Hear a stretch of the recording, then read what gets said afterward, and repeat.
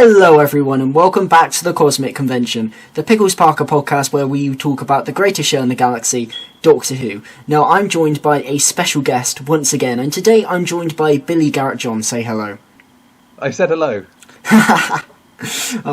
You're the first person to do that, actually, to try that joke, which I'm quite surprised about, actually. It wasn't executed brilliantly, but thank you very much for having me on, George. I very much appreciate it. No worries, and I've been a fan of yours, Billy, for quite a while. I stumbled across you, obviously, you and Batman March doing the review of Death, probably around, when was that? 2017, early 2017. I discovered Batman March and obviously, because of that, discovered you and the review of Death and everything. And then went back and watched all your review of Death videos. I remember back in 2017, I just binged through all of those as soon as I found you guys.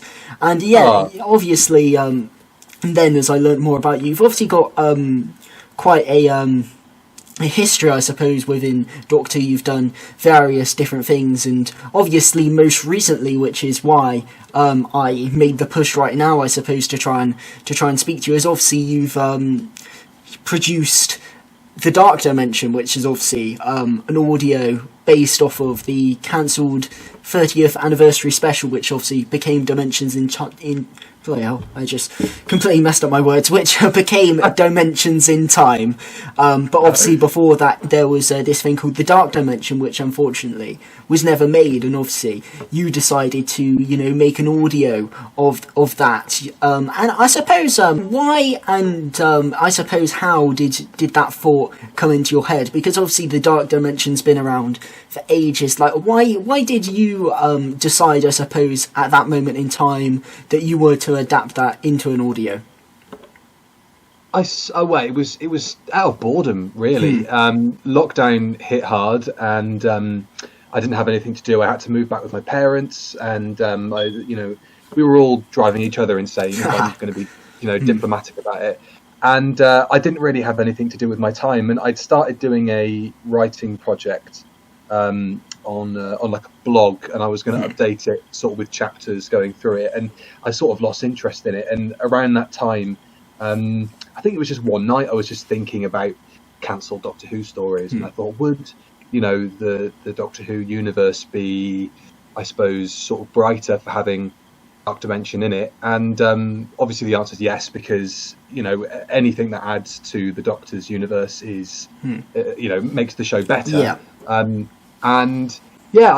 did it as an exercise in writing initially. I just did it to see what I could do with an existing script, and then within I think a week or a fortnight, I forget which, I'd finished the first draft, and I'd had a lot of fun writing it. And because it was something like 90 odd pages, I thought it would be a shame just to leave it on my hard drive and not do anything with it. And while I've been writing it, I'd kind of in my head been going, oh, they'd be good for that part, or I'd love to record that scene. And so from there, it just sort of it blossomed, and I had my first lines in, I think maybe 2 or 3 weeks after I started writing it, and it kind of blossomed from there, really. Awesome. Obviously, I think a lot of people, obviously because of lockdown and everything, just decided to pursue something, I suppose, that they never would have obviously found the time to otherwise. Me myself, I went on a bit of a because I've seen a fair bit of classic Doctor Who, but nowhere near all of it. So I just decided to, at the start of lockdown, just marathon all of the classic series, not necessarily in order. I kind of went through I'll pick 2 stories from this Doctor, then 2 stories from this Doctor, rinse and repeat, go back, do the cycle again, until I, filled up all the stories. And I was like, I'll watch a classic Doctor Who serial every single day, and that's what I did with my time. And unfortunately, I did end up giving up on the marathon after a few months. But I still watched It's very irritating, actually, because I had this whole thing planned in my head, where I was like, after I watch a classic Doctor Who serial, I'll write a a mini review of it, and then come December or whatever, I had in my head that I'd do this massive project where I'll rank every single Doctor Who story ever in like a video over several parts, because at the same time I was also marathoning and rewatching the Revive series as well. So I thought, I'll do this, I'll create this massive project, and then I think probably come like this summer, because obviously I started this in March, so I'd been doing this for quite a while. Ultimately just kind of felt out of interest. It was why I think it was also because I was watching The Dominators, and I never ended up finishing it because it was just so boring. So ultimately, some of those later Pat stories really can suck the life out of you, you know. Yeah, so I think I just couldn't really be bothered to finish that story. I think that's what unfortunately led to the downfall of that marathon. But obviously, you know, in lockdown, we all kind of pursued different things that we never would have been able to. And also, I think it's so cool that you just thought, you know, I've got nothing to do, how about I adapt this? I think Mr. TARDIS had a similar thing when he made his 13th Doctor audio drama. Yeah. When he was just like, I'll just, you know, I've got all this time, I'll just write it. Obviously, it sounds like you did a similar thing. And, I mean, I've, in my head, you know, planned all these sorts of stuff that I'd like to do. Like, I would love to make, like, an audio series. I've got, like, literal series worth of plots all, you know, maps in my head about how I would do this and all these great stories. But the hardest thing for me is just kind of like sitting down and writing it. So I guess once you'd maybe like had the idea to adapt the Dark Dimension, like how easy was it, I suppose, to, you know, adapt it and write all that down once you'd had the initial idea? I mean, to be honest, it was quite a natural progression of things. I mean, I'm exactly the same as you, George. I've got loads of scripts on my hard drive, and you know, loads of ideas that have been knocking around on my phone notes and all sorts of it for years. And I'm the same as most Doctor Who fans. I think, you know, we get all these ideas about doing all these projects, and then it sort of never happens. In fact, I remember when I first started talking about it online, as like, you know, I'm committing to doing it. I wanted to make sure I had all of the lines sort of in, because so many Doctor Who fan projects sort of start up with lots of fanfare and lots of, you know, trumpets and stuff, and it just never happens. I didn't want it to be one of those projects, even though it took slightly longer than I thought it would. I mean, I suppose it was a natural thing, really. I really got in a rhythm, I really got in a groove of writing. One of the things that really helped me, I suppose, was I was writing scenes, and when I got to a point of thinking I really am getting bored of doing this, I would just treat myself to doing another scene. So I wouldn't wallow in bits that I didn't find particularly interesting, because you want the script to carry the enthusiasm that you had and you started with. And I think people can tell in any script or any work that you do, if you're enthusiastic, then it comes alive a bit more. And certainly when I listen back to it, the scenes that I kind of had imagined in my head that turned out exactly as I pictured them are the ones that I'm the most proud of. I'm not going to give away which bits, just because I don't want people to think that those bits I put the majority of my faith and love into, and the other bits are sort of throwaway, which is not the case at all. But yeah, there's so many parts of it that I was so proud of, and I thought, man, that'll sound like a lot of fun to record. That was what carried me through it. That was sort of what propelled me on to committing to doing the project as a whole. Yeah, and I guess I mean, I'm not too clued up on like the actual story of the Dark Dimension. Like, obviously, I vaguely know what it is. I've seen the image of like that Cyberman and the Dalek from it. But in terms of like the actual story, I suppose, of what was going to happen, I'm not all too clued up on it, I suppose. So obviously listening to your audio drama is kind of the first time I've ever really like experienced or like really, you know, listened to or experienced, as I said, the story of the Dark Dimension, other than those images that you see floating around and all this sorts of stuff. So I suppose like before you I presume you were, because obviously you're very knowledgeable about stuff that happened in like the wilderness years and things. But I suppose like before you went into it, how familiar were you with the Dark Dimension? Were you very familiar with it, or were you like kind of familiar with it but not really? Like how familiar with it were you? I honestly don't think I can recall a time where I found out about it for the first time. It was a lot of that stuff just pops up because you become a fan and you search in all corners of the internet to try and find interesting stuff about it. I mean, I suppose the first thing I probably saw, it was probably in a Doctor Who magazine or something. There was probably some article covering the Dark Dimension or something. Because I wasn't around when it was being kicked about as a project, or because I know a lot of people sort of feel like their fingers were burnt by it because they had the faith that it was going to happen, and then it got pulled out from underneath them. And that goes without mentioning the rug being pulled out underneath the production team as well. But I knew a little bit about it. Obviously, as you mentioned, I knew the Cyberman that had been created by one of the blokes that worked at Jim Henson Creature Workshop. And I tell you what, one of the best things about doing it actually was realising how much had been done. I'm more interested in projects like this that were so close to happening and then didn't, than things that kind of were just kicked around on a writers' meeting. Maybe we could do this. That would be interesting. Here's some very rough plans. But with Dark Dimension, they got to the point of going out and doing location recce's. They contacted actors. It was going to be at least shown on BBC One. It was definitely going to be a direct-to-video project, and there were also conversations about it maybe getting a small release in cinemas as well. And it just didn't happen, which is obviously fascinating. So I think I learned more about the project than I knew about it before going into it while I was writing, and that informed a lot of the decisions I made in terms of sound effects or the kind of general vibe around it. So using existing props and costumes like the Cybermen from Silver Nemesis and the Imperial Daleks and stuff, that really came out of the fact that because it was going to be direct to video, I imagine they wanted to keep the budget quite low.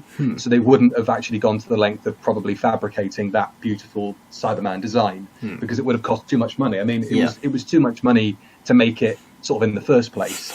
So to add all of that stuff on top, even little things, I got quite pedantic about the artwork. I would sort of say to people, could you try and use any existing photographs or screenshots of the TARDIS that was in Dimensions in Time?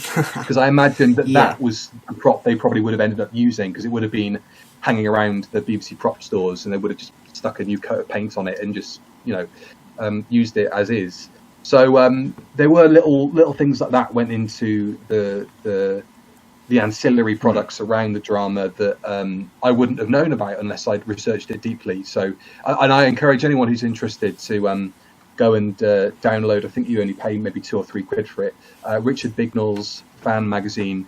He's got an issue of his fan magazine, Nothing at the End of the Lane, which covers Dark Dimension, and it's got lots of scans of actual paperwork that was handed around the BBC at the time regarding it, and first-hand stories about it kind of collapsing in on itself, which was fascinating. Yeah, certainly. And obviously it's a very fascinating project, I think, because even listening to like the first part, it does feel quite large in scale, and obviously Doctor Who wasn't even on the air at that point. So obviously, it doesn't really seem like a very a project that would have actually happened, considering everything that they were bringing into it. It did feel maybe wishful thinking from everyone within the Dark Dimension who were obviously trying to get it made, because obviously it does feel quite big in scale. But also, even though that probably hindered its chance at really being made. I think it also then quite lends itself quite well to an audio in that sense, because I completely agree, George. I'm glad you brought that up. Actually, sorry to interrupt you, but I did want to say that that is one of the things that I think is most commendable about the original script. And I'm not trying to sort of talk down to it or anything, but genuinely, there's very few kind of times in Doctor Who's history where you could point at something and go, that feels like a season finale, in the kind of modern sense of like a modern Doctor Who story, like the Series 1 finale or the Series 3 finale or whatever. And I think that Dark Dimension really does nail its kind of colours to the mast and say, well, why can't we do that? Why can't we be a big, brash, Spielberg-esque, epic? And it does on the page, it does deliver that. And I think that was one of the best things. You know, it wasn't confined to 3 sets. You know, it had quite a wide scope. A lot of location work, which obviously lends itself to quite cinematic filmmaking, you know, and concepts like that. And it was. I'm glad that was brought up, actually, because it's always worth mentioning that even though it is sometimes maligned by fans, there was a lot of stuff in there that was really ahead of its time. And you know, it's a multi-Doctor story, so that's got an epic feel within itself, you know. Yeah, certainly, and it doesn't feel like a classic Doctor Who story, really, and it doesn't really feel like a modern Doctor Who story either. It feels like, when I was listening to it, it very much, even though I haven't read any of the Virgin New Adventures, it very much kind of reminded me, it felt very 90s, if that makes any sense. Like, it felt quite, obviously, as you said, big in scale, but it felt kind of like its own thing, which I thought was quite interesting, because obviously, as we said, the classic series wouldn't have been able to do this, and nor would have it really have done this, obviously, judging by the examples of obviously the classic series in its original run. It never really did anything quite as big in scale, or something like the Dark Dimension, because obviously it's interesting that you said obviously it was going to get a potential cinema release as well, because it does feel probably like the most movie-like that we've ever really got with Doctor Who. Like, even stuff like the TV movie Day of the Doctor, stuff that did get a cinema release, I think there's something about the Dark Dimension, I suppose, that just felt kind of different. I suppose, obviously, you mentioned that it felt quite large in scale, but just, I suppose, just kind of like the feel and the vibe that I got off of it while listening, it did almost, like, feel like, I suppose, I don't know whether very 90s is the right word, but it just kind of reminds me of that kind of period of what was coming out in the 90s of Doctor Who, where it felt almost like a bit darker, I suppose, than like the classic series was. Even though obviously the classic series explored quite dark themes at times, it still did that, I suppose, often. You know, it wasn't overtly dark, even though, you know, you look beneath the surface, what it's dealing with is very dark stuff. You know, on the surface, it wasn't like delving into really dark territory, I suppose. Whereas with the Dark Dimension, I felt like it was almost like a bit more serious, a bit more large in scale, a bit darker, I suppose. And I haven't read any of the Virgin New Adventures, but from what I've kind of like heard of what the New Adventures were, you know, kind of more darker, adult, you know, grittier Doctor Who stories, I suppose, made in a time where obviously the books were being catered towards the adult fans, because obviously children weren't going out and buying Virgin New Adventures, so obviously they then had the, you know, leeway to go and tell darker stories. While I'm not saying that the Dark Dimension, you know, goes in like the dark directions that some of those Virgin New Adventures go in, obviously it's still very accessible. I just mean in terms of more of like a tone and a vibe. Well, I mean, I suppose it opens with the Doctor not being around. You know, not to spoil too much of it, but you know, the universe that we find ourselves in at the start of the Dark Dimension is a universe without the Doctor for the most part, and I suppose that is sort of the darkest aspect of it. I mean, in the original script, and in fact, going through a lot of the recording, I cut out quite a bit of stuff that I thought was probably airing a bit too close to the kind of Virgin New Adventures territory you were mentioning. So there are lines recorded that I cut because I just didn't think they were particularly appropriate. That I wrote myself rather than them appearing in Dark Dimension in the original script by Adrian Rigglesford. I have to say that one of the things I really enjoyed doing was going back and watching a lot of science fiction from the early 90s. It kind of helped inform what I imagine the production team would have tried to steer it towards. Even with like the cinema poster that Dave Burgess did for us, I sent him loads of 90s sci-fi and action movie posters, because my reckoning would have been, if you're going to release it in the cinemas and the BBC want to make a profit, they probably don't want to slap the Doctor Who logo on a poster, because at the time, you know, Doctor Who isn't thought of as fondly in the general public as it would have been, say, when John Pertwee and Tom Baker were riding high. Yeah. Or of course with the Dalek Mania stuff in the 60s and the Cushing movies. So I sort of said, just try and use some aspects of Doctor Who in terms of the photographs, but try to make it look totally not Doctor Who. And he did a fantastic job with it. And similarly with Luke, my composer on Dark Dimension, I sent him a lot of references to music like the soundtrack from Blade Runner and the Red Dwarf stuff by Howard Goodall, because it does have that sort of techno, not cyberpunk, but that kind of industrial sort of feel to it. And that to me is very reminiscent of science fiction from the 90s, that, sampling metal clanging and stuff. I mean, God, listening to the soundtrack from GoldenEye, it's got a lot of clanging in it and stuff. And I wanted for it to summon sort of that early 90s sci-fi horror maybe up as well. So I'm glad that seems to have come across as well. Yeah, it certainly did. It's funny that you mentioned Blade Runner, actually, because that is actually what I was thinking of while I was listening to it. That kind of vibe reminded me a bit of Blade Runner, kind of like 90s sci-fi dystopia kind of stuff. And that did really come through while I was listening to it. And that certainly feels like that, like, if they were almost trying to, because although the Dark Dimension wasn't like pitched as like a pilot to maybe another series like the TV movie was, it does feel as if maybe if this was what Doctor Who was going to be like in the 90s, I suppose, a bit more cinematic, a bit darker, a bit grittier, a bit more like sci-fi dystopia, I suppose this is what it would be like. And I certainly I think that really comes across in your audio adaptation.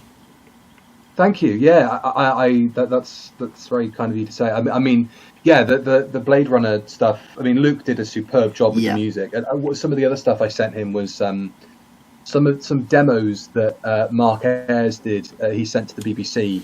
I think he may have tried to score the sequence in Remembrance of the Daleks when the Imperial Dalek comes out of the lean-to shed and the Doctor blows it up with Nitro 9, and or the Nitro 9 that Ace isn't carrying apparently. And he scored a section of that. I think that the track, you can probably find it on YouTube, it's called Terror in Totter's Lane. And I sent that to Luke because I think Mark was actually being earmarked to be the composer for the show if it was to go into the 90s. After Survival, and I think he would have been superb, and I love that kind of music that he does. His music to me sounds so Doctor Who, and that was one of the other influences was stuff like the score for Blade Runner and Red Dwarf. So it's very very nice that it came across in the way that it was intended to. Yeah, certainly, and I suppose how did you really go about adapting it? It's obviously we mentioned before, but obviously in terms of like the multi-Doctor aspect of it, I suppose how like rigid did you stay to like the original intentions for the Dark Dimension? Did you maybe tinker around with how big a part certain Doctors got, or did you stay very rigid to the original intentions of the Dark Dimension? I mean, there are quite a lot of differences between the original script and this one. I mean, the main one, I suppose, Doctor-wise, is that the Fourth Doctor. There's a whole subplot about him being taken out of time as he's falling off of the Pharos Project telescope, and I removed that because I just thought, one of the issues I think a lot of the Doctors, certainly Colin and Sylvester, had with the script was that it very much paid homage to Tom's time on the programme. And of course they were more recent incarnations, and I think that Sylv maybe felt a bit put out that Tom was being given a lot of screen time over him, which is kind of understandable, I suppose. And so I wanted all the Doctors to play an intrinsic part in the script, and I feel like some Doctors are sort of left on the sidelines. It's just in the original script, lip service, here's Doctor blah blah blah coming in, having a few lines of dialogue and wandering off again. I tried to structure it so that when there is an impasse, when an obstacle comes across that needs some help, another Doctor can come in and help in that moment. So obviously not giving away where Doctors pop up, but I think they all do have their place. I think they're all given they're all given their moment in the sun. And I suppose the only Doctor that isn't really is the Seventh Doctor, because the resolution to the story in the original is, can we get the Seventh Doctor back? Can the universe be put back where it was? And obviously you'll have to listen to find out if that happens or not. But that was a huge effort trying to get the Seventh Doctor in there in a meaningful way. And I hope we've done that. Yeah, certainly. And I suppose that's why I asked, because obviously I knew that obviously the original Dark Dimension was obviously very much focused on the Fourth Doctor, and obviously that's one of the reasons why several actors weren't really happy with it. So obviously that's why I asked, was whether you kept rigid or you decided to give each Doctor more of a equal part. I suppose in terms of, obviously it's an adaptation, so that part is already there, that you don't have to sit down and write it from scratch. You've obviously got something you're adapting. But I suppose, is that harder? Because I've heard a couple of people say that sometimes, adapting something previous from Doctor Who, like, I think it was Miles Taylor said when he was doing his animation of the comic The Flood, that it was actually harder to, adapt that than to write something completely original. So I suppose I wondered, how hard was it to adapt the Dark Dimension, or was it relatively easy? Well, what was quite nice, obviously, is that the original rehearsal script exists. Yeah. Which is something I had to stress. I've literally today finished a bunch of legal communications with the BBC over Dark Dimension, and I just had to basically tell them, don't worry, the script is readily available to access online. I haven't nicked it or anything.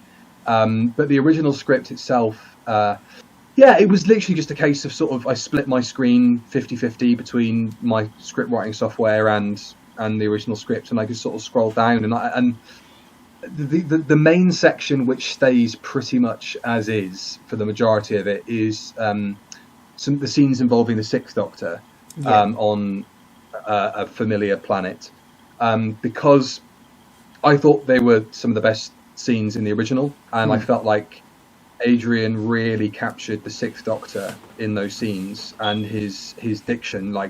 I certainly got it with other Doctors, but specifically with the Sixth Doctor, when you can read something on a page and you can hear whichever respective actor it is that it corresponds to, when you can hear them in your head, that is a sign, I think, that somebody has nailed the dialogue.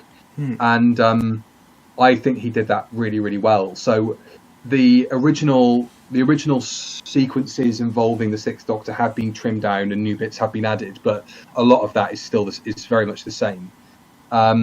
It was pretty easy, I have to say. I mean, it's nice having a script there. If Miles, went and adapted The Flood, he's obviously going off of a very visual medium. And the intention, I think, you can sometimes read between the lines in terms of artwork and drawings and photographs, and I think some of that can lead people into different interpretations of a particular thing. But when you've got it black and white on a script page in front of you, it's relatively easy, I think, to extrapolate the original meaning behind a lot of those sequences. So I found it quite easy, actually, and it was enough of a blank slate, given that it hadn't been made and that there was no real visual representation of it, that I could play loose and fast with it, and I could have a little bit more creative freedom within that realm. I kind of wanted to ask, because obviously it's been something I've considered. I've always been turned off doing it just because of how ridiculously hard it seems, but obviously you adapted it as an audio drama, a full cast audio drama, just like Big Finish. How hard was that to edit and really construct? Because obviously there's a lot of work that goes into audio dramas, because obviously there's no visuals, and a lot of it is down to sound effects, and obviously the original Dark Dimension was supposed to be visual. This is not. So were there any tweaks there in the script to make it easier to visualize in a non-visual medium? I suppose how hard was it to edit and construct an actual full cast audio drama? There's a reason it took from May 2020 to January 2021 for it to come out. It was tough. To be honest, I learned a lot of things doing it. that would make another audio drama or other projects in the future a lot easier to deal with. I think the biggest thing for me was just the admin, just trying to organize people to send stuff and having all the folders and files sort of separated so that you can just jump into a scene and just start chopping bits out. Which, I mean, I was asking people to just record dialogue in one long take, and somebody like Ellie, who plays Summerfield, she's in it for the entire thing, and so her dialogue track lasts, including fluffs and stuff, probably about an hour. So chopping all of that stuff out, also with alternative takes when she wasn't quite happy with the reading of her line or offering me different options for readings. That was very time consuming. That was the most difficult thing to edit. Really, in terms of sound effects, you sort of have an idea of what you want when you're writing the stage directions. You think, okay, the interior of a research centre, and there's a Dalek in it. Well, it's probably going to have the Dalek heartbeat from the classic series in there, which I then swapped out and added a different sound effect in because I wasn't quite happy with it. But you can sort of build up a canvas of sound effects and reuse them because you need something recognisable within that set so that it's obvious you're transitioning from one scene to another, whether that's the interior hum of the TARDIS or a particular type of reverb when somebody's walking across a stone floor or something. You need to have audible triggers so it's clear that we're going from A to B. That was one of the best parts of it. My dad and I recorded a lot of Foley of us walking around the house and walking in the garden and stuff, and it was really, really good fun. So all of the sound effects you hear in terms of footsteps, a lot of clothing moving and things being picked up, a majority of that is recorded is Foley recording, which we did ourselves. And obviously, a lot of it is from Doctor Who sound effects CDs that go as far back as the 90s. The best parts, obviously, were the Daleks. They were great to edit. They were really good fun to do. Any scenes with Daleks or Cybermen were fabulous. But I learnt a lot doing it, and I can take a lot away with me if I decide to work on any other sort of audio projects in the future. Yeah, certainly. And I suppose I wanted to ask that because I know Mr. TARDIS, his audio play was obviously with narration. And I just kind of wondered, was there any stage where you just thought, I'll do narration because, maybe doing a full cast audio drama seems daunting, or were you always going to do a Big Finish style audio drama? I think I wanted to get as far as I could. Doing a full cast audio drama before I did a narration like Will did, which is fantastic, and it works so well for his script. And I think that there are merits to doing it both ways. I think that there are probably some instances in my story where a bit of narration to explain what exactly is happening probably would have been helpful. And equally, I feel like there are some moments where you don't need it. There's certainly a scene, I think it's in part 3 or part 4, it's one of the scenes I'm really, really proud of, that I wanted it to exist without any kind of real too much music, too many sound effects, all that kind of stuff. I wanted to see how far I could take it, getting 30 individual members of the great Doctor Who fan community that we have, and other actors as well that I cast through regular sort of casting avenues. I wanted to see how close I could get it to making it sound like a Big Finish before I did any narration, and thankfully it turned out brilliantly. I'm really proud of the way that it sounds.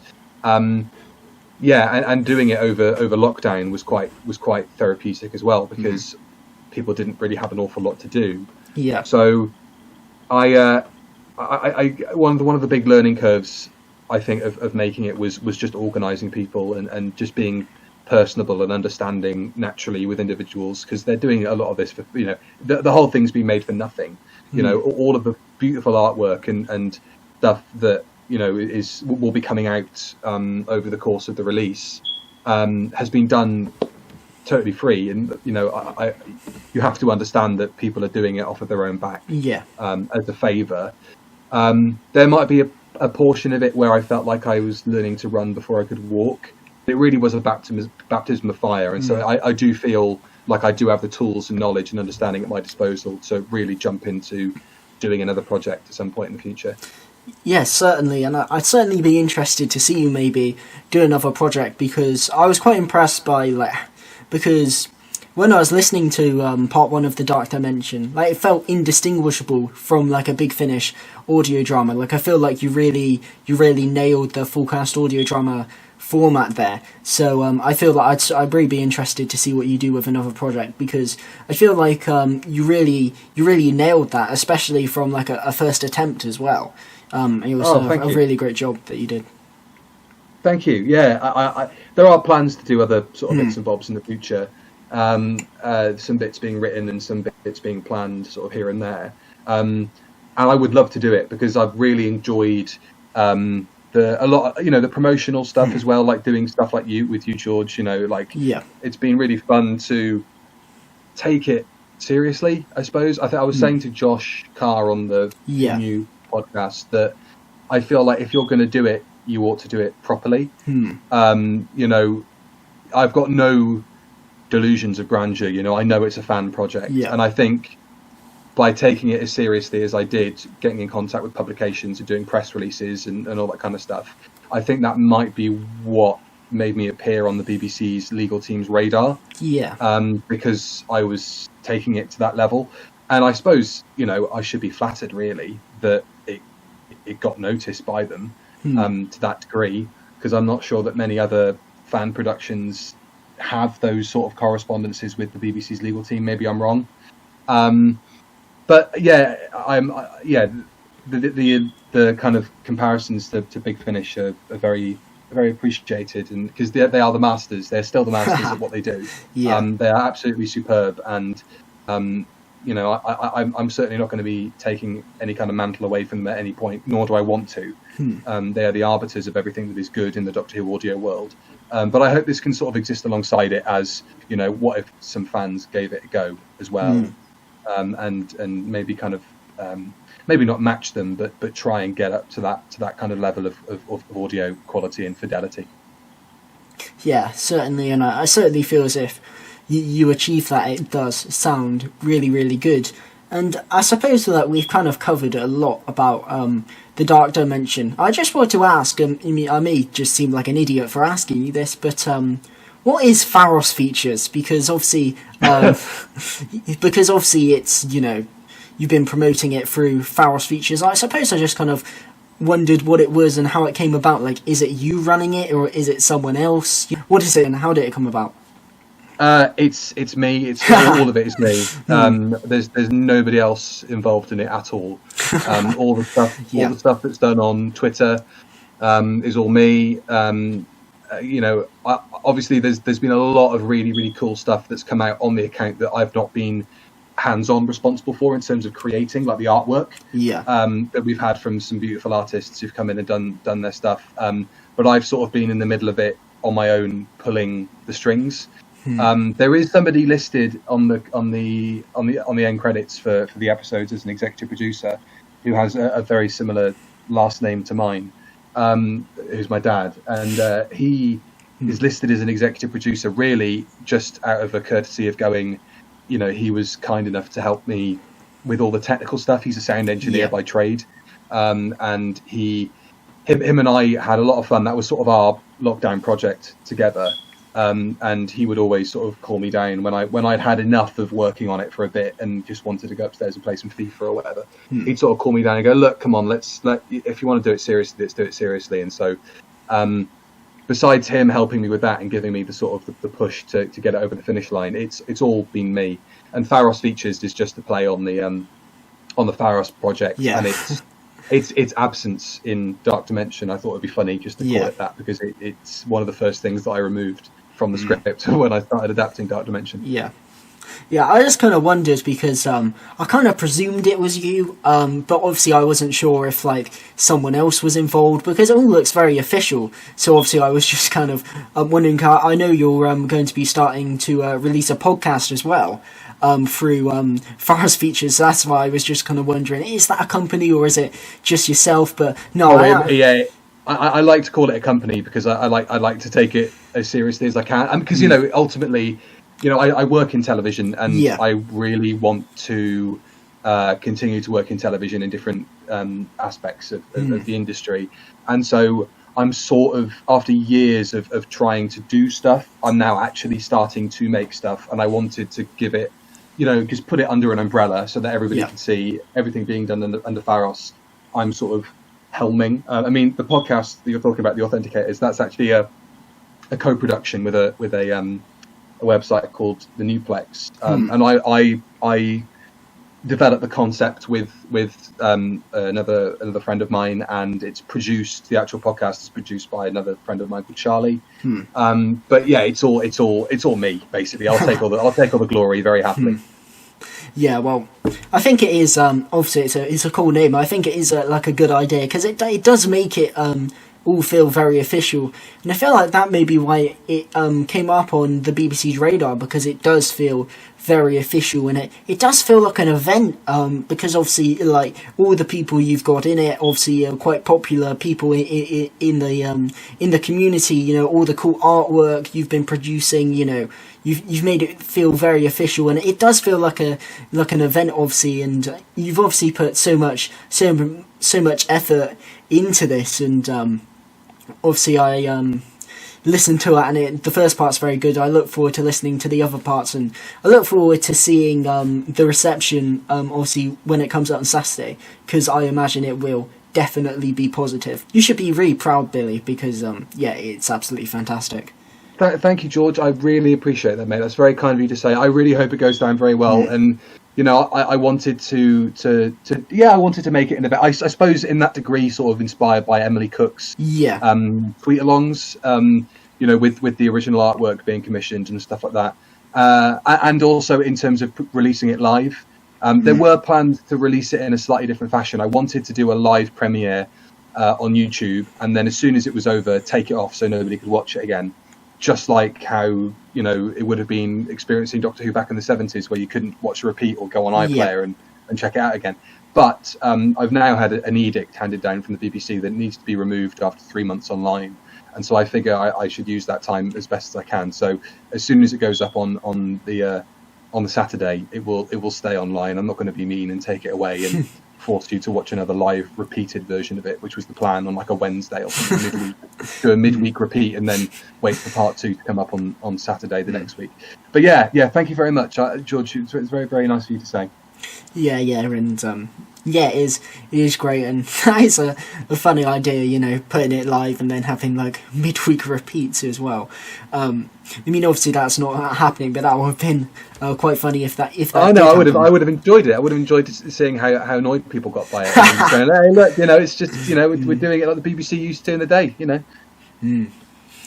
Yeah, certainly, and I suppose, obviously we've had a long chat about the Dark Dimension, and by the time this podcast goes up, part 1 would have already gone live, I suppose. So anyone who hasn't listened to it, definitely go check it out, because it is really awesome. Obviously we spoke about the Dark Dimension, and obviously I decided to speak about that first just because that's the most topical thing that obviously you're doing in this moment in time. But I suppose to just kind of like rewind the clock, I suppose, how did you get into Doctor Who, Billy?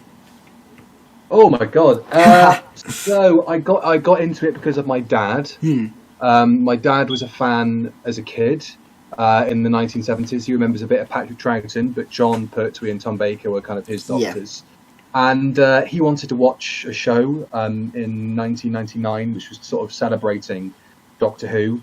The BBC Two used to do a lot of sort of nightly features.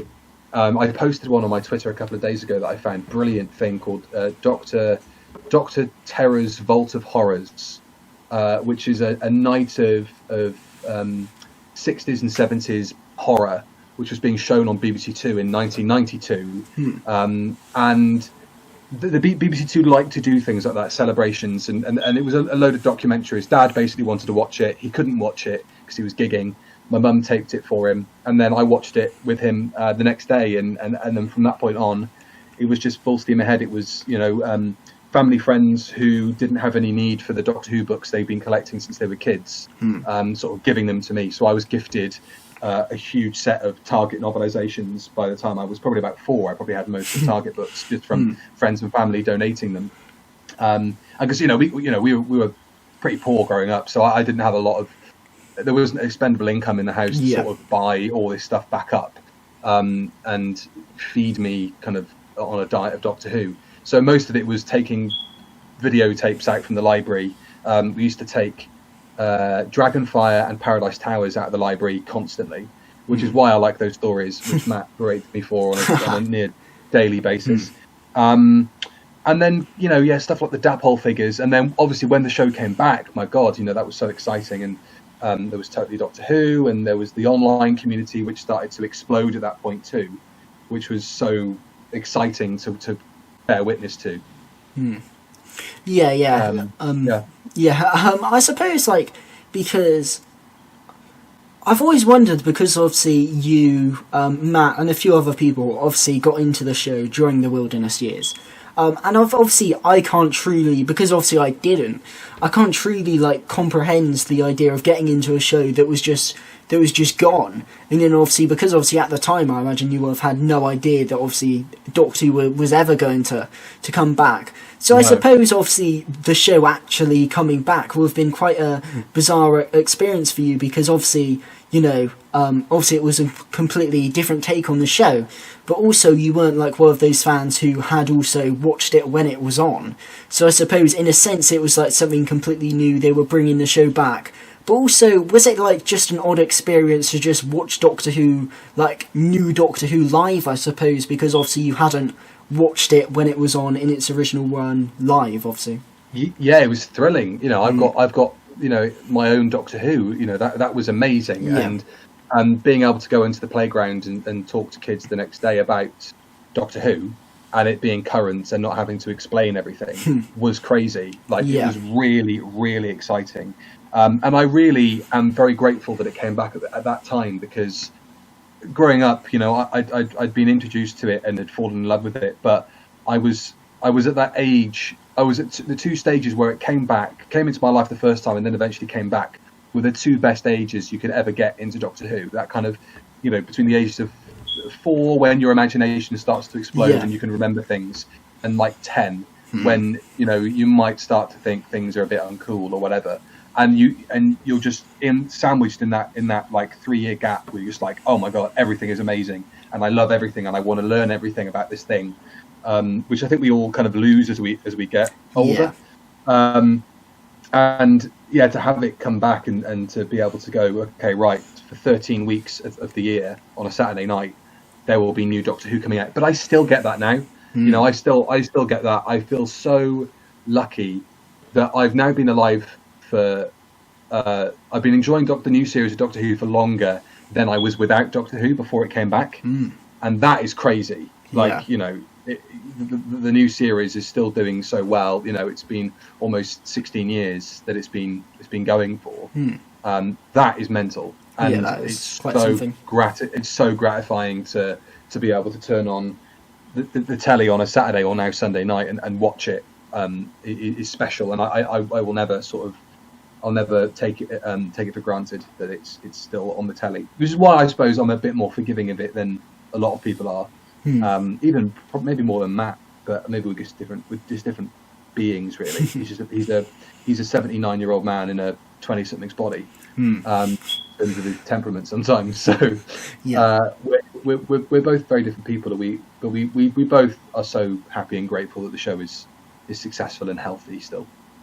Yeah, certainly. And it just obviously just putting myself in your shoes back then, obviously Doctor Who was obviously in the Wilderness years. It was off air. No one was really talking about it.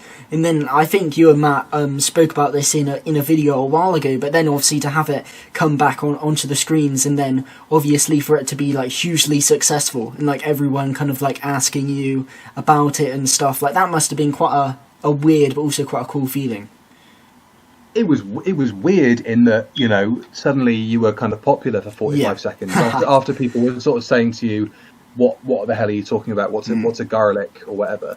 It was amazing to come into the playground and people come up to you and go, so hang on, explain. I mean, Matt has a story. Somebody was asking him, so the Cybermen are going to be in Doctor Who this week. Tell us about the Cybermen. So he went on and told them all about Mondas and Telos and all that kind of stuff. And then, of course, when that episode came round on the Saturday, it was nothing like that because they were from a parallel universe. He went back into school on the Monday and they went, why did you lie about it? You're such a weirdo. You don't know anything about Doctor Who.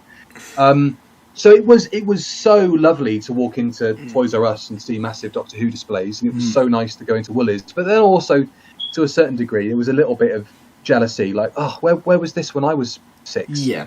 I didn't have any, you'd sort of be patted on the head by people who were 30, 40 years older than you, kind of going, oh my God, he knows about that show that we used to watch as kids. That's strange, or that's cute, or whatever. It wasn't, you could never have a deep intellectual conversation with somebody in their 20s about Doctor Who. But as soon as the show comes back, you're able to have conversations with people your age about it. Yeah. That's like growing up with Tom Baker as the Doctor. Like everybody loves the show. It's the darling of the British film and TV industry. Everybody's falling in love with Doctor Who all of a sudden. It's certainly something that should not have been taken for granted, and thankfully it wasn't. And they did a wonderful job resurrecting it and giving kids a Doctor Who to be proud of. And still to this day, I think the way that Jodie has been playing the Doctor and Chris Chibnall's stewardship of the ethos of the show in general, the kind of general vibe of it being a harbinger of positivity and acceptance, is exactly what we need at the moment. And it's certainly very appreciated by me. Yeah, certainly. And obviously, when the show came back, it was obviously hugely successful, hugely popular. I guess I'm kind of in a weird position in terms of when I got into the show. So I got into the show. First off, it's a really weird time. But I got into the show when I was 7 in 2011. So it was very bizarre because I was almost in the come down of the show's popularity, because obviously in the RTD era was when it was, the most popular, all that stuff in Toys R Us, everyone was talking about it. And then obviously when I discovered the show, obviously it was almost in the come down, yes, it was still very popular when Matt Smith was there, but it wasn't as, I suppose, national viewing, I suppose, as it was when Tennant was the Doctor. And then obviously as I grew older, and actually began to have, conversations with people about it, it was then getting into the Capaldi years, and obviously being at school at that time, no one really watched Doctor Who, and, there's a couple of people now who watch it, but it's not, amazingly popular. Even a lot of my friends who, are into stuff like Marvel or Star Wars don't watch Doctor Who, so ultimately, I haven't really had many people to really have conversations about. It's one of the reason I wanted to start the podcast originally, was just to talk to people about Doctor Who, because no one at school or whatever, or sixth form now, really talks about Doctor Who. It's not, even though the viewing figures are fine, people say, oh, it's going to be cancelled, and it isn't. I think in terms of that popularity, it might just be, the weird age I am. It's kind of past the time when people really get into Doctor Who, I suppose. But I suppose just trying to take myself back, I suppose, to the glory days, because it's quite odd, because obviously I went into Toys R Us and you still had the huge Doctor Who sections, but it wasn't as popular, obviously, in the Tennant and Eccleston era, where it was just at the height of its popularity. So I'm kind of in a weird middle position, I suppose, where it wasn't, when I first got into it, it wasn't not very popular or looked down upon like it was, I suppose, during the end of the McCoy era, for example. But it also wasn't at the height of its popularity. It was kind of in a weird position, and obviously subsequently, as the show has become less popular, and also me getting older, I've found less and less people to talk in depth about Doctor Who, I suppose, especially as I've become a worryingly obsessive fan. But I suppose what's your experience been, obviously, watching Doctor Who through the ages to going from the Wilderness years to then going when it was like really popular during the Tennant era to then, I suppose, beyond that? What's been your experience with that and like experiencing the popularity and lack of popularity, I suppose, of Doctor Who? I think that the important thing to say is that it always comes in ebbs and flows. Yeah. You know, the days of Dalek Mania back in the 1960s, with those first 2 or 3 seasons with Bill Hartnell. You know, when the Doctor regenerated into Patrick Troughton, it could have possibly been a massive failure for the program. And it you know, for the first couple of years with Pat, it was a success. They continued to push the train along, but as they started to get towards the end of Pat's tenure, the viewing figures fell off a cliff compared to where they'd been even 3 years before that. And so you could say exactly the same thing about Doctor Who now. In fact, it's probably Doctor Who these days has fared a lot better in terms of maintaining widespread appeal than it probably did towards the end of the 1960s. And then it took a massive reshuffle of the format with Derek Sherwin taking over as producer and John Pertwee stepping into the fold, and them deciding to set all those stories on Earth rather than taking the Doctor off to different planets. Just to hard reset the program to kind of bring a new fresh pair of eyes in there. So Doctor Who always has its day, and Doctor Who always sort of flounders in obscurity, because ultimately it is a science fiction program, and science fiction isn't for everybody. I mean, there are, I'm not a massive Star Wars fan, but there are people out there that think Star Wars is very, very silly. And it's probably one of the most successful franchises of any kind of media, in terms of media in the world. Yeah. It's made billions, and Doctor Who has made millions, and it's on TV. So it's sort of, people feel like they have to have a sort of a lower opinion of things because they are on television. So I think Doctor Who is as popular as you want it to be. If you want to see it as that kitsch science fiction show where you had to go into specialist stores to get action figures like I did when I was a kid before the show came back, you can think of it as that. If you want to think of it as being as popular with the general public, or as loved as it was with David Tennant, I mean, the metrics may disagree with you in the last couple of years, certainly towards the end of Stephen Moffat's tenure on the programme. But Doctor Who is it's there to be enjoyed by the people who want to enjoy it. Yeah, it's the same with any form of media. If no one's tuning in to Doctor Who to hate watch it. I mean, I'd say that, but a lot of people that seem to have been making a career out on YouTube of hate watching Doctor Who recently, which I find bizarre. It's going to go through maybe another couple of years of the current viewing figures. Then it might suddenly skyrocket, or it might get lower. Yeah, and we now look back on Jodie's tenure as sort of the last great golden era for the program. It's impossible to tell, and the way that viewing habits have changed as well. People are much more likely to watch the final of the X Factor. I mean, even the X Factor isn't even popular anymore, but something like Strictly, people are far more likely to watch that live on the night because they want to get the immediate results of it than they are to watch Doctor Who live on the night. Maybe they'll wait until the whole series. Most of my friends, they aren't Doctor Who fans, but they'll sort of go, go on, I'll watch Jodie's series, but I'll wait for all the episodes to go out and then I'll catch up with it. That is how people watch television these days. Yeah, I don't know if Doctor Who will go into that model of releasing all 12 or 10 episodes in one go on the iPlayer, so you can binge watch it, or they'll just stick to week by week. It seems like it could be good for the show to maybe change things up a little bit, but Doctor Who, like I said, it ebbs and flows. It will be popular one week, and then it'll be on the most hated list of TV programs the next week. It's always been that way. Yeah, and I think also we're all kind of bound by our own personal experiences, because, for example, the environment I'm in, I presume that Doctor Who, is watched by no one because no one is speaking about it. But then obviously that's purely my environment. There's probably somewhere else where there's a load of people, just getting into the show through Jodie Whittaker, so we're all kind of like, I think a lot of the time it's difficult, but we're kind of very much influenced by our own surroundings and our own experiences.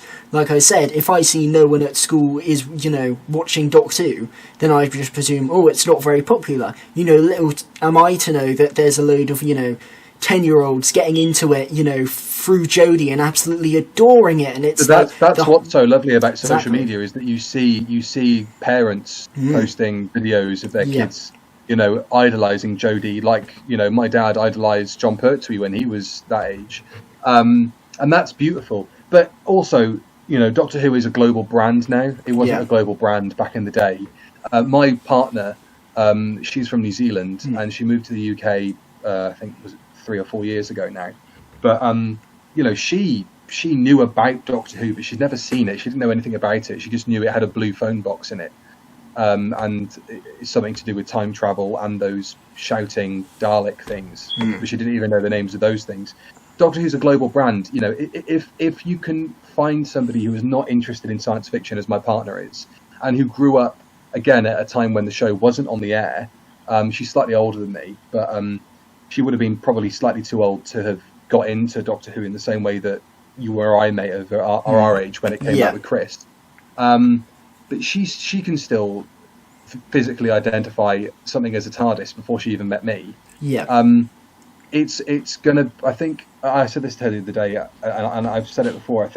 I think Doctor Who will go down as one of those great English folk stories, like Robin Hood.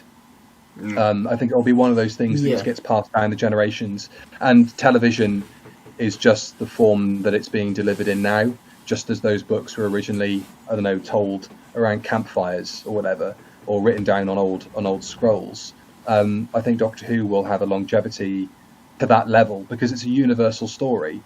It will be popular for as long as people remember that there's a man or a woman who flies around space and time in a blue box, and that's a pretty easy thing to remember. It's such a great concept that it will stick around for hopefully centuries to come. I hope sincerely. Yes, certainly, and I think that is why Doctor Who has become so popular, and why it has survived cancellations, because its premise is just so genius, and it's so weird, but also I think why the show is so popular is purely because of the variety. That a new setting each week, that's not something you get with many TV shows at all. Especially not like most shows now, I suppose, which go to the lengths that Doctor Who does to go to a completely different setting, are either confined by realism, or I suppose like something like Black Mirror. It's got a different protagonist every single week. So obviously, Doctor Who is in a weird middle ground where it's doing a different thing every week rather than a long continuous narrative. But it's also not like, you get some American TV shows where it's like 20 episodes a series. You've got, not Monster of the Week, that's Doctor Who. Like, kind of like, for example, if you had like a crime drama, you'd have like maybe a different case every week, or if you're watching like a CW superhero show, some would be connected to the arc, but some would be like, villain of the week that they have to defeat. But Doctor Who isn't that it's doing that, but also Doctor Who can change its setting as well. So it's then has more variety than that. But also, Doctor Who, it's not confined, obviously it can go to alien planets, back in the past, whatsoever. But also, obviously, you've still got a consistent set of characters, unlike Black Mirror, where you don't. So I think in terms of looking at it in that unique framework, I can't actually think of any show that is like Doctor Who or fits inside those level of boxes that Doctor Who ticks, and I think that's why it's become so popular, and why I don't think it really will be cancelled for very long, because ultimately it's very easy to come up with a show, but it's not very easy to come up with something like Doctor Who, because Doctor Who is unlike anything else. So you couldn't replace Doctor Who with something, because ultimately Doctor Who is just such a concept that I don't even think it would have been created today, because of how TV is viewed, and ultimately budget and all those kind of stuff. It would seem like it just probably wouldn't be created today, but I think the fact that it was created, 50, nearly 60 years ago, and it's now still here, is why it works, because it's a concept that may not have been created today, but, it thrives in today's telly, I suppose, just because it's so different, especially now, to everything else you can watch. Yeah, and, there have been attempts in the past, like in the 70s, it was, what was it, Sapphire and Steel, was, an attempt to try and dethrone Doctor Who and do some odd things. It dealt in sort of the paranormal and or science fiction type conceits, and even Primeval. Back in the day, that was definitely an attempt from ITV to do something. Involving time and monsters and all that kind of stuff. But I think that it's worth remembering, in television, nothing actually gets rested. So eventually Doctor Who's going to get cancelled. And when it gets cancelled, it will be cancelled. It won't be put on the back burner. Yeah. Because television doesn't work that way. The money that would have gone into making Doctor Who that year will not just be set aside in a kitty and it will be allowed to build up over time. It will be spent on other things. And then those things will become popular. And Doctor Who will no longer become a priority to the BBC. I think you could probably argue in some degrees it hasn't been a priority of the BBC on the whole since maybe 2011, 2012. Obviously they have blips like during the 50th anniversary year and when Jodie became the Doctor, and hosting that Peter Capaldi reveal when he came out as the 12th Doctor. But that's why I get very upset when I hear people saying that Doctor Who should be rested and they should just let it stay off the air for a bit and give the keys to somebody else, because you're basically condemning the show to never coming back, to having another 16-year rest where it will be off the air for everybody. And I think it's a bit selfish of people to say give it a rest, because that doesn't happen in television. And I don't know if that's just because the people that say that don't understand how television works, but it is something that people need to consider, that Doctor Who, like you say, it's infinitely adaptable. There's no other show on television like it. Not only is it not like any other TV show, but give it a couple of years and there'll be a Doctor and a showrunner that maybe you'll like more than the current one. Yeah, it's fine. Just don't watch it for a bit if it's not your cup of tea. Come back to it, and when Chris Chibnall decides to hang his hat up and Jodie says goodbye. If those are the problems you have with it, then that's fine. You can you don't need to make up spurious things on the internet about there being too many brown people in it or having a political agenda. The internet is a weird place for Doctor Who to exist in at the moment. I'm fairly certain that this kind of conversation wouldn't have been happening in the general public, when Tom Baker was the Doctor, because everybody loved the show. And it's just that it's not in the public's face anymore in the same way that it was back then. So people can take some pot shots at it, and even the BBC do. When it was announced the front cover of those newspapers that Jodie wasn't going to come back, and they were saying on BBC News, maybe they were talking about it in such a derogatory way, and it's like that should be your flagship. Yeah, that was it has been your flagship for so many people for so many years. And to see it treated like that is really disappointing. But that's, the BBC is a many-layered beast, and sometimes one arm doesn't communicate to the other, and it's got quite a disparate set of principles that sometimes don't connect. But I suppose the general lesson of the day would be just love Doctor Who while you have it, and if you're not enjoying it, then give it a break and come back to it. Don't let the best thing on television sour in your mind. It should stay as the best thing on television for any individual.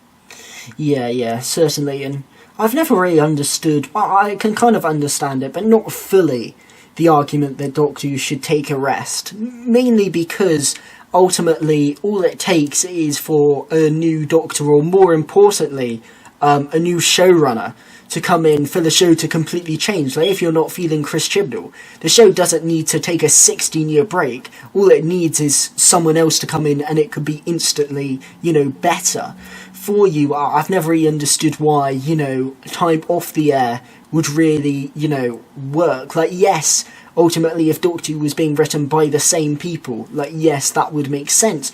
But because Doctor Who changes itself anyway, I don't really see the need for a break, because it's not as if new writers or a new showrunner coming in would be better on the show in 16 years' time if the show took a break than they would if they came in, like, 3 years' time. Like, that's just not going to happen. So, ultimately, I can understand why people would say that to an extent, because, I mean, I'm not the biggest fan of the current era, I wasn't the biggest fan of the Capaldi era, so in a sense it does feel like the show has been on a downward slope for a while, and it hasn't really picked up.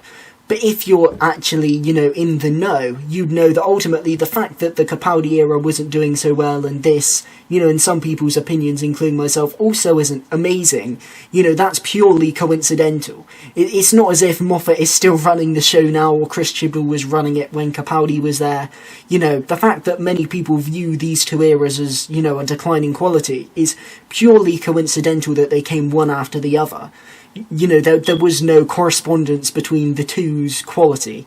Series 11 could have been amazing. Or, for example, the Capaldi era could have been amazing, and Series 11 still could have been disappointing. Like, there's no correspondence between the two's quality at all. So while I can understand people saying, like, it's been on a downward slope since however long, and it's not going to change, ultimately, the Chibnall era, if it's not doing it for you, and the Capaldi era also wasn't doing it for you, that's purely coincidental that these two eras aren't doing it for you. And ultimately, a new showrunner could come in and could ultimately change everything. Like, it's not a guarantee that it's going to go downhill. I'm a testament to the fact that, I didn't like the tail end. Well, I suppose from about Series 6, Series 7 onwards, I really didn't get along with Moffat's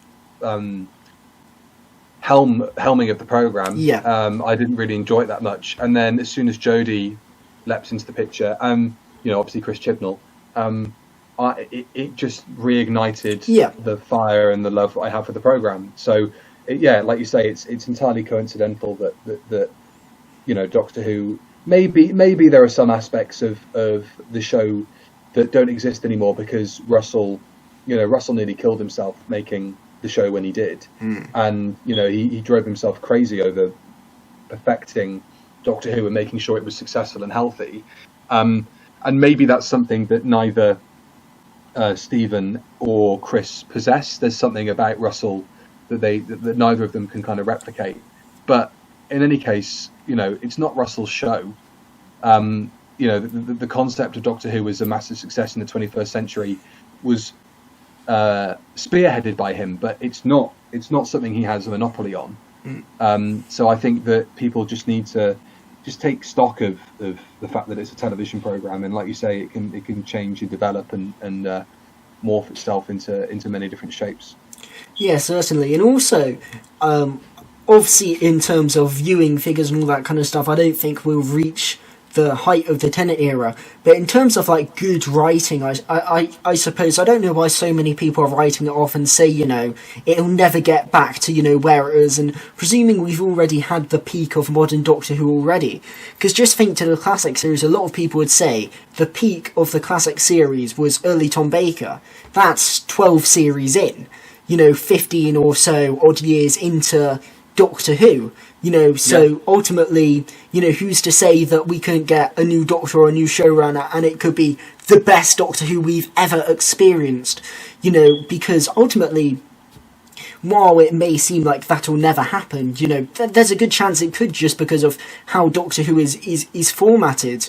And I think that we should kind of, I see a lot of Doctor Who fans, including myself, I admit, are quite pessimistic. I can be quite pessimistic at certain points, but I feel like sometimes we should just be a bit more optimistic and think,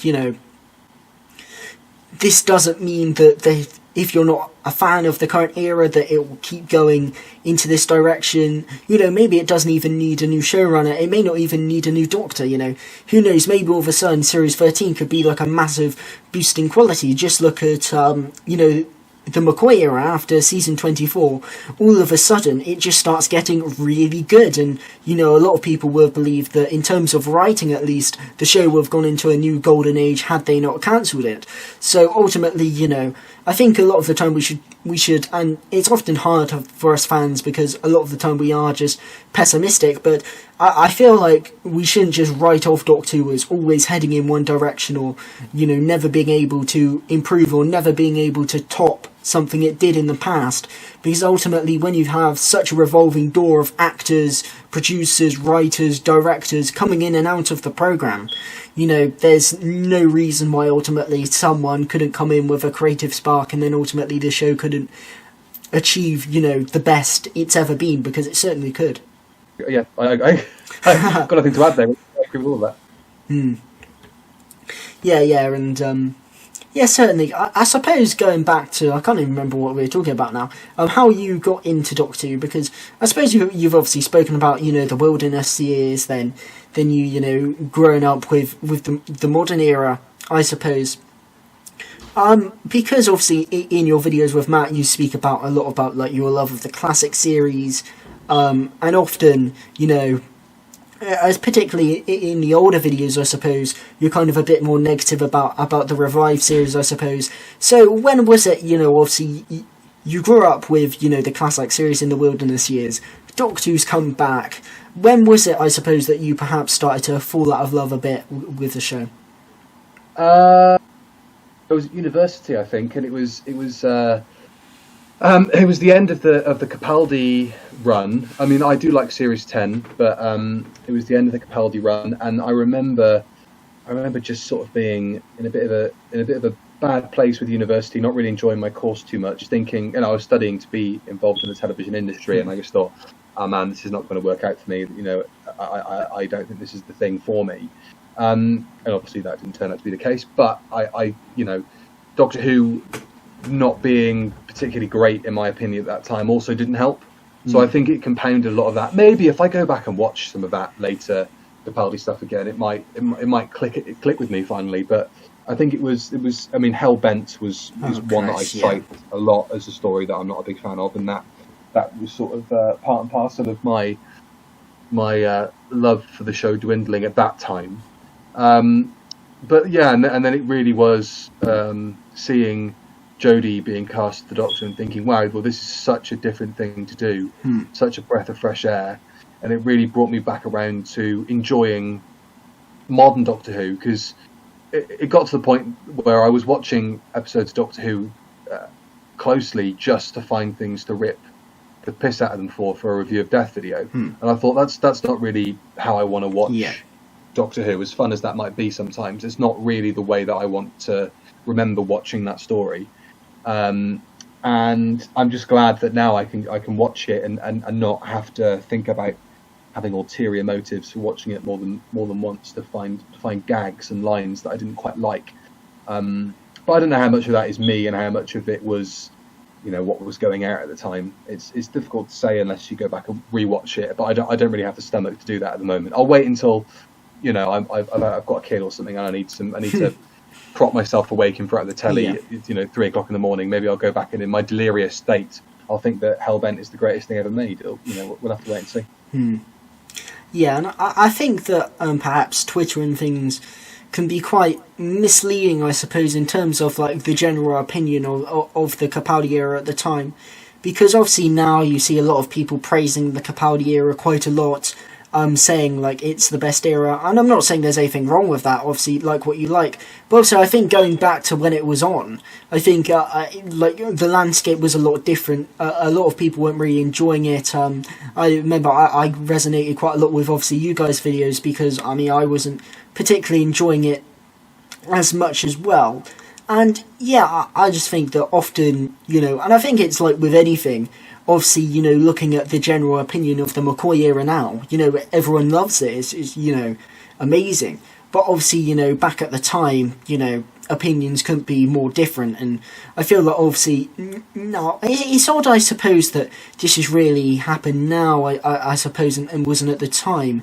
But obviously, you know, you see a lot more people who Capaldi is their favourite Doctor, a lot of people who really love the Capaldi era, even, you know, certain channels that, you know, I won't mention on the podcast, but, you know, people who you briefly mentioned before about, you know, the more hateful channels, shall I say, you know, often they'll cite that, you know, they really love the Capaldi era, which I suppose is quite odd, you know, thinking back to, you know, the opinion or I suppose just maybe it was just me and what channels I was watching.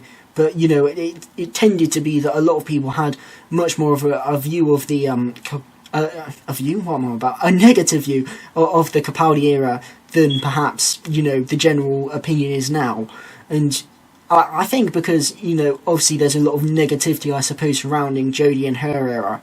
But who's to say that maybe when Jodie Whittaker leaves that there won't be all of a sudden, like, a resurgence of, you know, everyone and loving her, because there is a certain thing that, you know, you don't really ever really appreciate a Doctor or their era until it's over, and I feel like that might be a thing for a lot of people with Jodie Whittaker's era, because, you know, often a lot of us fans, you know, tend to be, you know, a bit pessimistic while the show's on, and I think it's only maybe once that's over that you can really reevaluate it and think, you know, actually that is a lot better than I thought it was. And I feel like that's happened a fair bit for some people of the Capaldi era, and I think that, you know, despite the negativity that's going on at the moment, there may be perhaps that kind of resurgence in popularity for Jodie's Doctor, maybe after she leaves. Yeah, I mean, I think we've seen a sort of a microcosm of Doctor Who, as it is, kind of distilled. The 26 years of the classic series have sort of been crammed into the last 16 years. Yeah. That it's been on telly for. You know, it's had an incredibly fast, accelerated rise in popularity with David Tennant. If you were to equate him to Tom Baker. Then they cast a young person who, you know, does okay, but sometimes the stories can be a bit too overcomplicated and the TARDIS can be a bit too overcrowded with Peter Davison and Matt Smith, respectively. Then they go in the opposite direction. They decide they want to cast somebody a little bit older, somebody who harks back to the sort of more aggressive aspects of older Doctors like William Hartnell. And you get Peter Capaldi / Colin Baker, an incredibly talented actor who maybe isn't handed the scripts that they... you know, need to really throw themselves into the part and make it a massive success again. And then, you know, you get a series that is derided by a lot of people and gets, you know, relatively low viewing figures if you're to compare them to the days of David Tennant. And, you know, they're an actor that people either absolutely adore in the part or aren't really fond of, but hopefully will be reappraised in the future. And I think that, you know, Jodie's sort of having her Sylve moment at the moment, you know, right now, where hopefully it will all come back round again and she'll be adored. I mean, I think she is adored. I think she's adored as a person. I think she's adored as a Doctor, because, you know, the show is still doing so well. And it's I don't really know what more to say on it at the moment. You know, it's everybody just go and watch Doctor Who and love it while you still have it. Yeah, and I think it is interesting you brought up that comparison between Jodie and Sylvester, because he does weirdly mirror them, even down to the first series. And perhaps my criticisms with Jodie in Series 11 was the fact that, you know, there wasn't perhaps many darker or more serious moments there. She was very bubbly, very eccentric, which was fine, but I felt that often when you don't balance that out with, I suppose, a more rounded character, I suppose, with their darker, more serious moments, that either that character can become a bit boring or a bit irritating. And I suppose when you think back to, you know, season 24 with Sylvester, it's a similar thing. You don't really have those more serious moments. He's just, you know, playing a clown in stories like Time of the Rani or Delta and the Bannerman.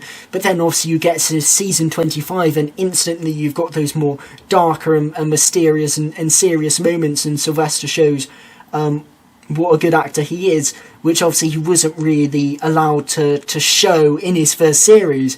And that's a similar thing with Jodie in Series 12. She's given those more darker moments which she wasn't given in Series 11. And I think instantly for me, you know, I didn't really connect with Jodie's Doctor at all in Series 11. Instantly in Series 12, I felt like I just enjoyed her Doctor a lot more. And I feel like if we're kind of using that as a comparison, Jodie will be like a really well-formed Doctor in Series 13. But even negating that comparison, I think you look at just how the era has been improving in terms of, Series 11 to 12, in terms of, even though Chris Chibnall says he doesn't listen to reviews, it did feel like he took a lot of people's criticisms of Series 12 and, improved it in terms of the characterization of certain characters, most notably the Doctor, that ultimately when we get to Series 13, he'll keep on improving, and Series 13 will be a very enjoyable series.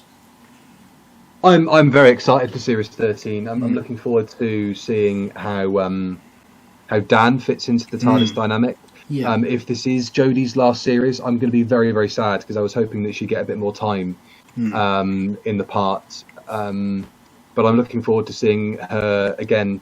Every year she just seems to get more and more comfortable in the part, and she seems to be given more and more stuff to do. And I'm excited. Yeah, I'm excited just to see what they do with the series. A lot of stuff that I've heard that's coming out of it is looking really interesting. A lot of the stuff obviously we've seen publicly also looks really, really interesting. So I think that it could prove to be her. It's sadly, in much the same way with Peter, her best series might be her last. Yeah. And I would be very disappointed if that was the case. But at least she rides out on a high if she is indeed going. Yeah, certainly. And I did feel that almost like it might be unfortunate that it might be a bit too little too late that their last series will be their best series, but you'll look back and think, wasn't it a shame they didn't get that quality in their first few series? Very much like Peter Capaldi, it felt like he very much found like his perfect Doctor in Series 10, but then he's, gone after that, and you're just like, oh, couldn't have we just got another series? It feels like that with Jodie, whereas I feel like, judging by the improvements made between Series 11 to 12, if they were to continue that trend, I suppose that Jodie would be a really enjoyable incarnation in Series 13. But if these rumours are to be believed, then ultimately it could, ultimately be a bit of a bittersweet note for her to end on, because even though it might be a really brilliant series and she may play a really brilliant incarnation of the Doctor, ultimately you've only really just got a taste of that before obviously, if the rumours are to be believed, Jodie could be leaving. So certainly I do think that would be a shame, in the same way of Capaldi obviously with Series 10, and perhaps I don't know why, I wondered if you had any thoughts of this.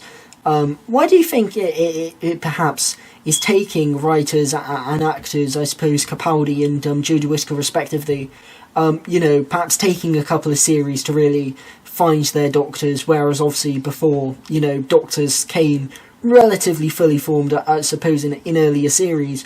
Do you think like there's any connection between the two, in the sense that maybe it's hard to find a unique Doctor personality, or do you think it's more of like purely coincidental?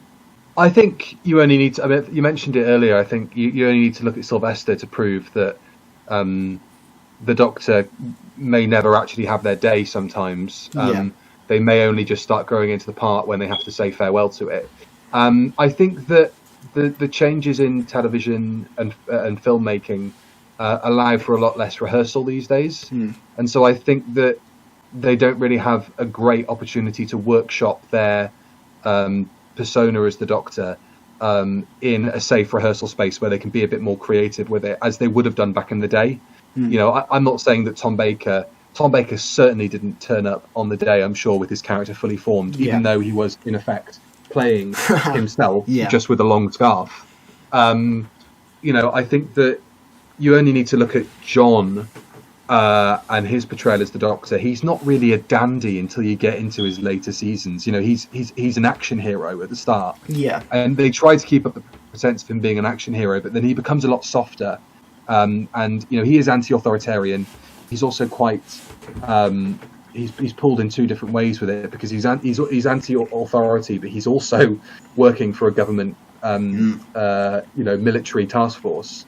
And that the seeds of that get sown, and there are a load of Doctors that you feel like Colin, for example, he never really got to play the Doctor he wanted to play. It's only now on Big Finish that you get to hear him perform the Doctor that he feels like he should have been, or should have been given the space to be. So yeah, I don't think it's something that's endemic with the new series. I think we see a lot more of it in the new series, and like I say, that may be something to do with the fact that they don't get quite as much time to rehearse as they used to, and play around with their characters. Or it could just be that, like with the classic series, you don't really see the Doctor fully formed until their last year, when they feel like, right, I've got it. Oh no, hang on, I've got to say goodbye to it now, because either it doesn't make sense for me to stay any longer, or they want to do something else. Yeah, and I think maybe also a lot of it might be down to the fact that obviously in terms of the classic series, that obviously we're looking at that from a standpoint of having already seen the entire era, knowing how certain things pan out. So there's never really a stage of, feeling like that Doctor isn't fully formed, I suppose, because you already know where they're going. Whereas I suppose nowadays, when you're watching it live, you're looking at a Doctor who has, potential to go in other directions. Whereas when you're looking back at something, obviously, you know exactly where it goes. That even if you are watching something live, a few years ago, then when you're looking back at it, you still know how it's going to pan out. So you can say, maybe a Doctor was fully formed in their first series, but that wasn't known to the producers at the time. That may not have been their fully formed Doctor. It just ultimately went so well that they decided not to change it. So who knows? I don't think it's a case of some writers get their Well, I mean, it is a case of this, but I feel like ultimately, and I've done this myself. Said these things, that ultimately it feels like the writers don't really know where they're taking that Doctor.